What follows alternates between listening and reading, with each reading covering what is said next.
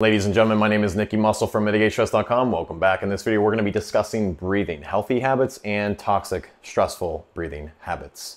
We've done videos on breathing in the past. We're going to continue to do more breathing videos in the future. This one is going to be more straight to the point, shorter, just generic overview, right? If you will. So obviously this was a customer question. What is the best breathing method that we recommend? And that would just straight to the point would be the Buteyko method, B-U-T-E-Y-K-O, look it up. And this method is all about CO2 retention. It's all about breathing slower, right? Through the nose. In fact, he suggests that we want to breathe so slow that the hairs on our nostrils are not even moving. And so that basically looks like 30 to 60 second breaths.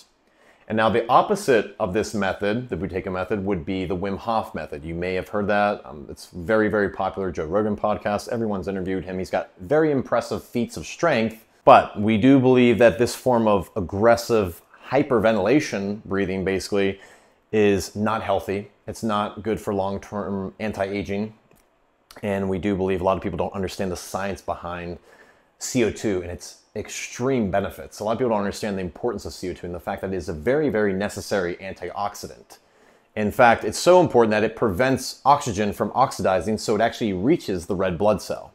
Meaning if you hyperventilate too much, you expel too much CO2, like with the form of the Wim Hof breathing, there's a good chance that you're not even really oxygenating your blood, that you're actually creating more issues. And again, it's kind of hard to argue this point because there is a lot of testimonies and results with the Wim Hof method. We've done it for years, but I'm going to tell you right now, when it comes to stress, I don't believe there is any better method than the Buteyko method. If you want to reduce your anxiety, actually improve your performance too, which you will. We'll talk about that in a second.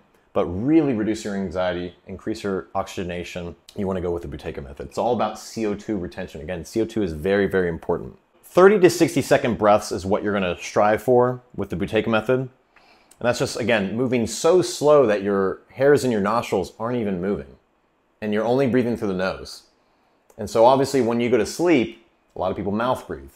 Obviously you want to get your jaw fixed, some dental work done, but more importantly, I think it's the best thing you can do is just to start mouth taping. You think about it when you're sleeping, that's like 1/3 of your life. And if you're mouth breathing, you're not really going to be fixing anything. But again, 30 to 60 second breaths throughout the day. You can basically do this when you're meditating or just taking a rest, when you're napping, right before bed. Anytime throughout the day, you can just practice focusing on your breath, going back to your breath. It's one of the best things to focus on when it comes to calming down, relaxing, and just see how slow you can go without going into a stress state. So just like trigger pointing, we want to be on that threshold of being stressed.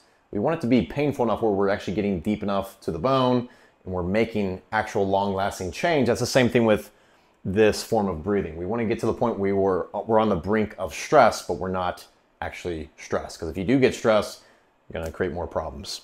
So we're going to talk about the mechanical portion in a bit, trigger pointing, creating space, some corrective exercises that you can do. But just to reiterate, just so everyone's clear, this is the form of breathing method that we recommend the most. Buteyko method, CO2 retention, 30 to 60 second breaths, moving super slow, only through the nose, out through the nose. And then as you do this for like 5 to 15 minutes, again, timing yourself, see how slow you can go. See if you can work up to a 60-second breath. Then you want to do some exhalation holds. You exhale completely and you time yourself how long can you hold it. And these two things, again, seeing how slow you can breathe with a rhythm and seeing how long you can hold your exhalation is a great way to really improve your performance. I mean, you're going to see a huge difference in your endurance, your cardio, but just also lactic acid reduction. A lot of people don't realize, again, CO2 oxygenation is going to help you recover so much better, so much faster.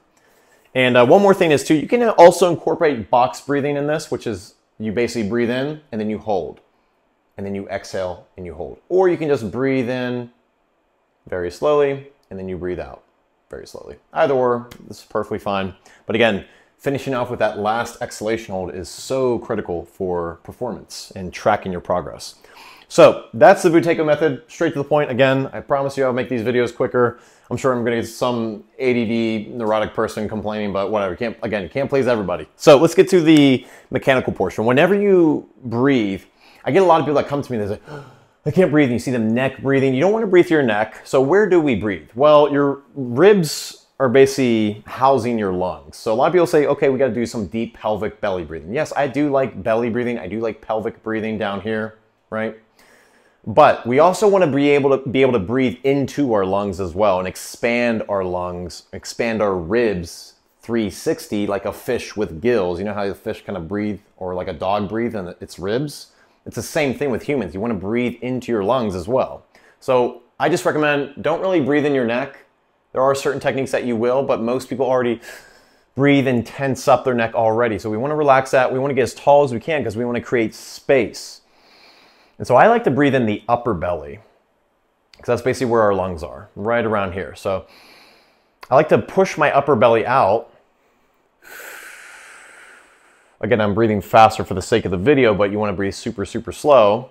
But I also want to breathe into my back. But again, 360 everywhere. We want expansion all throughout the ribs. So we can even breathe in our chest.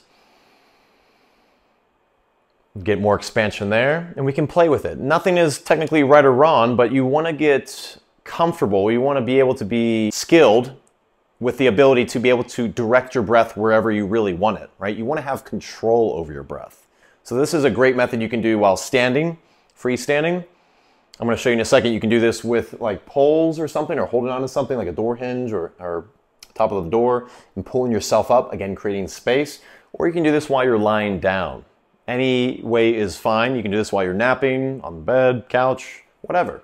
But again, we want to be able to direct our breath wherever we desire, and preferably that's going to be in the upper belly, the ribs, creating 360 expansion, breathing in the back.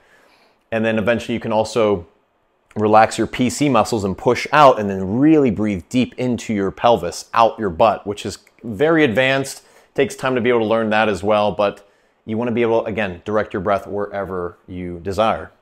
So they all have their benefits, but whenever we breathe, if we're trying to really reduce stress and we're trying to be able to direct our breath where we want to start trigger pointing first and foremost, because that's going to create this nice biomechanical feedback mechanism, I guess I could say, by trigger pointing our abs with a softball for 5 to 10 minutes each side. So get a softball, lay on the ground. I'm going to do more trigger point videos in the future just to re-update our library.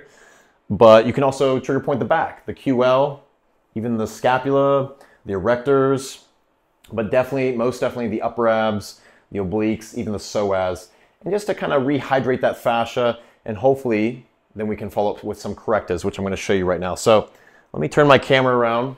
So the first corrective would be very simple. You just freestand here, right? So we're freestanding.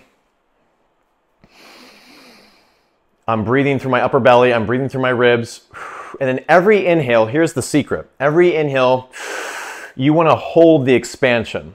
And as you exhale, you want to still hold that expansion, because the next inhale that you bring in, you're going to expand even further, and you're going to repeat that process indefinitely. That's the challenge, that's the goal, that's the technique when it comes to breathing with the mechanical part other than just time, right? If that makes sense. So get super tall. You can do this for 5 minutes. Exhale, but hold that newfound posture. And then now we're going to inhale into a more expanded posture. So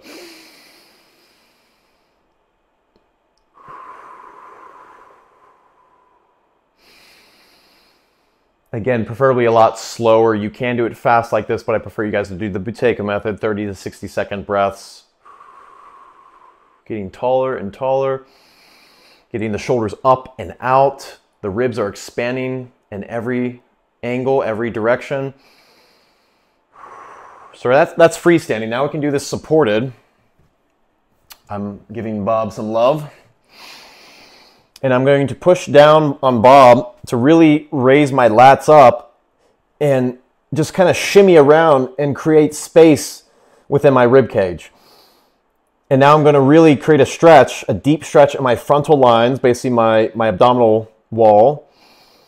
And now I'm going to stretch that abdominal wall even deeper with my breath. Again, breathing into the upper abs, creating as much expansion as we can, inhaling, and then holding that expansion through the exhalation, and then repeating the process, going deeper and deeper into that expansion, expanding more and more with every inhalation. All right, And so the last one would be lying down. Obviously, after you trigger pointed, you also want to lie down, which I'm gonna do right here. And I like this one because you can use a weight. One of our friends uses a sandbag. You can use that. That's a great tool, but I also just like to use my chest. Create space. I like to shimmy up like this after I trigger pointed, of course. And now we're gonna put our hands on our chest, and we're gonna try to raise our chest to the ceiling with our breath. You might get some cramping in your back. That's good. That means we're actually creating some expansion because we're very, very compressed. This is active decompression. And then through that inhalation, again, I created space. Now I want to exhale while maintaining that space. My chest is still high up. I'm visualizing my chest going up. I'm visualizing my ribs going out. My shoulders going up and out. Even as I exhale, I maintain that newfound posture. Again, if you're doing this, you're going to breathe a lot slower. Got to remind that so you guys aren't exhaling too much. So many people just breathe like that, and they have the worst cardio, the worst breathing habits, the most stress. I can't stand it. It drives me nuts. So breathe slower. I'm telling you, the Buteyko method is by far the king of breathing, in our opinion, of course. But this is number 3. So you can do it freestanding. You can do it supported with sticks or a pull-up ring to pull yourself up, or like I did with Bob. And you can do this while lying down. Obviously, you want to trigger point your abs, your back, wherever it's tight. Even your pecs would hinder your breath. Even your neck can be overly tight, and that's kind of pulling too much breath into there because it's so tense already, right? A lot of people lead with their neck. So that's that. If you got any questions, let us know. Again, this video was from a customer. I probably could have done this video in 2 minutes, but whatever. It's a free video, so if you have a problem, go cry about it. I'll see you next time. Peace. Crap, I forgot to mention one very important thing with this video. If you want to support us, go ahead, download our free stick flow guide. Very, very important fundamental movement that everyone should be doing on a daily basis, whether you're morning routine, warm up, post-workout, active recovery, whatever. Ultimate performance, it's the best movement that you can possibly do. If we had to pick one movement, that's the one movement. That's our free guide. And also check out our fundamentals phase 1 course, which is our RPM. RPM stands for Recovery Performance Muscle. Check it out at www.rpm.fit. We will put the links down below. I'll try to be more professional next time and do it in the actual video. But whatever, just trying to film every day. So we'll see you next time. Peace.